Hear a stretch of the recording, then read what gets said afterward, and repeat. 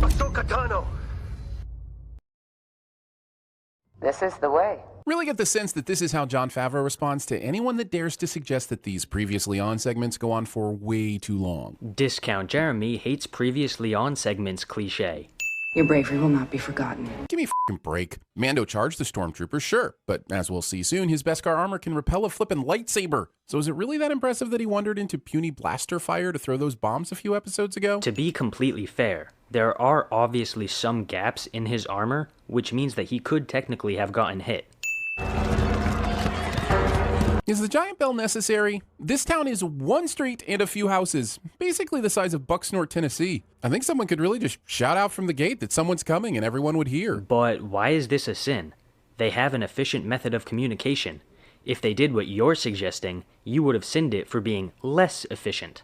You know, I've never understood why experienced Jedi don't do this force manipulation more often. It would be much easier to take out several enemies by felling a bunch of dead trees or something, right? Well, most of the time when a Jedi is in a fight with a bunch of non-Force users, they have to be deflecting blaster fire, which takes their attention away from using the Force to throw shit at their enemies. Tree murder. And you might say it was already dead, in which case I will pivot to overkill. A whole bunch of bullshit. I've lost visual. Scan for movement. You know, this is really something you should have been doing from the start, considering your field of vision is severely limited because of your poor goggle choices and terrible aim. Okay, I'm cool with you sinning the fact that they weren't using the scanners the whole time, but throwing in the shot at their terrible aim is stupid, cause just look at the fucking environment. It's not gonna be easy to hit your target in this visibility. Show yourself, Jedi.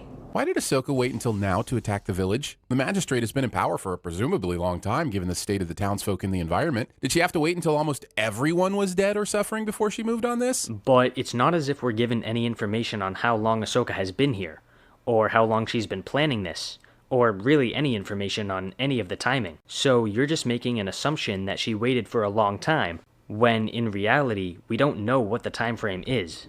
The lives of these citizens mean nothing to me. Then why are any of them still alive? What's the point of this entire outpost if they're not doing anything other than torturing villagers and pruning hedges? She said that their lives mean nothing to her, which is not the same as wanting to actively murder all of them. Killing them all would take effort and resources, and she doesn't want to bother doing that. Why is he just now noticing the ball on the lever when he's been sitting up front for this entire journey from Navarro to Corvus? 'Cause he's a baby? Seriously, have you never seen a baby before? Mando flew right over the town just a few seconds ago, so why'd he park all the way out here in the boonies? Especially when the first thing they do is look for the town! He obviously doesn't know if the town wants him to land close to it, and there weren't any landing spaces in the town, so his only choice was to land a small distance away to be safe. Pardon me, vendor. He just called that woman vendor. Who refers to a person by their occupation, especially if they're a vendor? You're trying to apply real-life reasoning and grammatical patterns to a fake world where people fly around in triangular spaceships. What's the point of these double-sealed doors when the wall is barely 8 feet tall and easily scalable? So you're asking why they have double doors when the wall isn't very defendable. And my answer is that they have double doors because the walls are not very defendable. Why does the magistrate think this is a fair payment for offing a freaking Jedi? I know Mandalorians are big on Beskar, but he's got it all over his body, and this thing is really just a really strong pointy object. But if he melts it down, he's got some pretty great opportunities on his hands. Well, these are the coordinates. The magistrate gave him exact coordinates? If they know where Ahsoka is this precisely, how haven't they mounted an attack on her before now? Dude, they obviously gave him the general coordinates of the area that she's in. They haven't pinpointed her exact location. Plus, they haven't mounted an assault on her because they know they get slaughtered. She is a badass. Wow, the scope has a built-in zoom and enhance cliché that can be activated by the click of a button. Yeah, 'cause it's a scope. Real-life scopes have this. Bo-Katan sent me. You know her, right? Middle name Ra? Skip.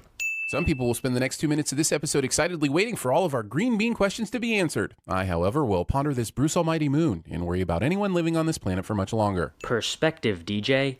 Perspective. Grogu? Yes. Grogu? Grogu? Come the f*** on, his name might as well be Carl. And yet you have no problem at all with the names Ahsoka, Skywalker, Sheev Palpatine. Need I go on? Jedi Order fell a long time ago. Well, sure, but you are aware that a Jedi and his friends destroyed 2 Death Stars after that, right? And Luke is presumably training new kids as you guys speak. Seriously, how does Ahsoka not know anything about what's going on with her brethren these days? Did you even watch the Clone Wars? Ahsoka lost faith in the Order and actively distanced herself from it. That's why she's not in touch with the Jedi. A Mandalorian and a Jedi? They'll never see it coming. Well, sure, until you start attacking them. Really, what's the benefit of the surprise collaboration after you enter the city gates? Oh my god, the stupidity of this sin broke my fucking brain. The whole point of a surprise attack is to catch the enemy off guard from the jump, which is exactly what they're planning. They're going to catch the guards by surprise when they initially hit the wall. Your bounty hunter failed. If that were the case, wouldn't she have brought a part of the armor that was a little more impressive? Maybe like the helmet, or even a codpiece? But why does it matter?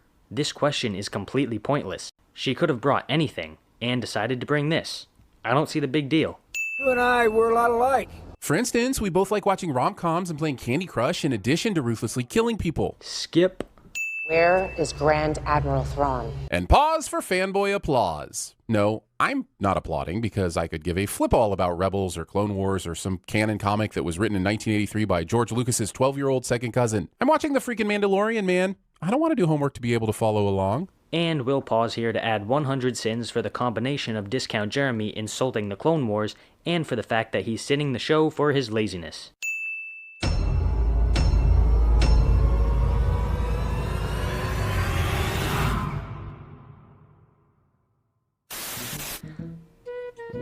Most of the time